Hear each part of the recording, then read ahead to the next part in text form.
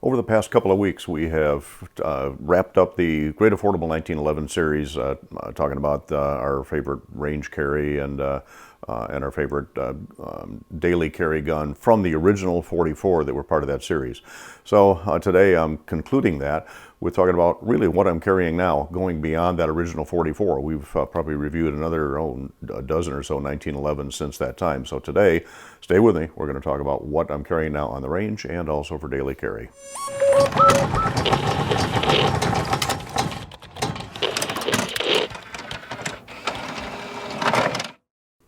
I want to welcome you to Riders Range. Thanks for joining me today. Just a real quick overview of where we've been and where we're going forward, where we are now. So in the carry portion of the 1911 series, again, the original 44, not looking outside of that, we narrowed it down to the Dan Wesson ECO was my really favorite carry gun, 9mm. Officer size frame, 3.5-inch barrel, really great carry gun. I did have to bump out the Staccato C, unfortunately, a couple issues, and you can go back and look at that video to find out why we did what we did. For a range carry gun, we narrowed it down to for a 45 range carry gun, we had it down to the Smith & Wesson E series full size, and for a 9mm, we had the STI Duty 1 5.0 light, and for optics, something with an optics, 45 was going to be the Kimber KHX, or 9mm, the Kimber Aegis Elite Pro. Now again, only from the original 45. So where are we now? For a daily carry gun, I still really like the ECO. However, I haven't been carrying it as much lately. I've been working with some other guns. And there's a couple things I'd like done to the ECO. So I've reached out to a custom 1911 shop and considering having some minor, not full-blown custom, but some minor changes made on the ECO, just taking care of the little nits that I had on that particular gun. And I'm confident that when it comes back, it's still going to be my favorite iron-sighted daily carry gun. And again, it certainly works excellent for concealed carry. In the meantime, however, I have been spending a lot of time with optics, and that means that I've been carrying the Staccato C DUO, Dawson Universal Optics. It's now changed to Dawson Precision Optics, but that replaced the original Staccato C and addressed a couple of the issues I had with that. The texture is certainly better on the new Staccato C than it was on the original Staccato C. Trigger is much better. Of course, I could have worked on the trigger on the other one. In fact, the trigger was great on the other one, just too light for carry. They did not address my issue with the magazine release, however. That's still a problem I still have to work around, and there may be a fix for that at some point down the road. But in the meantime, actually we did a comparison video on the original C versus the newer C. For some reason, YouTube felt it was necessary to determine that video is not suitable for all advertisers, so it's not going to show up in the sidebar on most videos, but there's a link up there to it.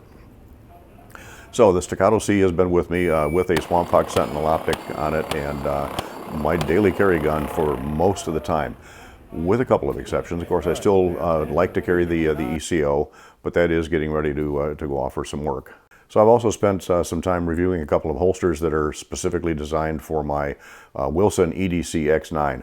That gun I really like. In fact, I took it to the range last night and ran some plates with it, iron sights, and that gun still shoots phenomenal. So my two primary carry guns have been the Staccato C with an optic, as well as my Wilson EDC X9. I have worked a little bit with other guns, but again, until I get a lot of trigger time with the gun, I don't like switching my carry gun. So I've been staying with those two. And for a range gun, I haven't changed on 45 from my Smith & Wesson E series full-size 45. Still really like that gun in the range, although I still do shoot the Sig Scorpion quite a bit too. I really like that, and I think I mentioned in the original video, it's hard determining between those two. The E series just barely bumped out the Scorpion. You can go back to that video and look at why we did what we did. But I still do like the Sig. I still shoot the Dan Wesson PMC 45 quite a bit. That gun I really like.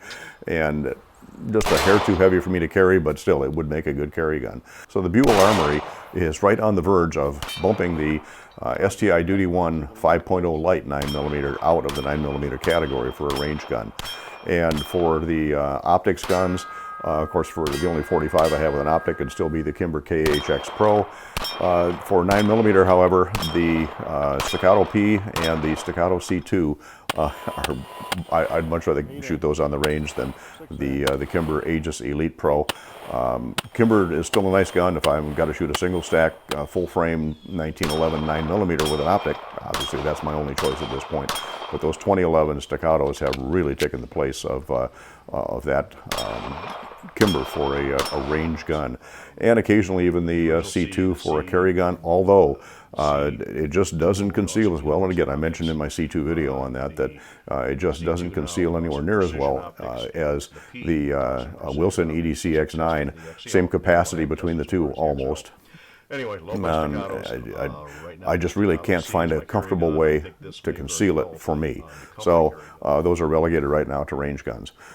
Coming up in the future, more work with the Buell Armory, and we'll see what else comes down the line 1911-wise. I'm looking at a couple of others right now. When I get the ECO back, it'll be quite a while, but when I do get it back, we'll update that. I'm also sending the Nighthawk T4 off for some work, and again, that won't be for a while yet. I have no idea when it'll come back, and we'll review those with those changes once it comes up. So that's really where we are. I hope that I kept this short enough so that it's not going to be dragging on to my usual 15-minute reviews. We do have some other things coming up too, some gear reviews, as well as a couple of more firearm follow-ups and some chapter 2, so to speak, on a number of other guns. That's where we are. That's where we're going for 2022. Lots more to come. I'm still hoping to get out at least one, maybe two, maybe more videos every week. And thank you so much for dropping into Riders Range.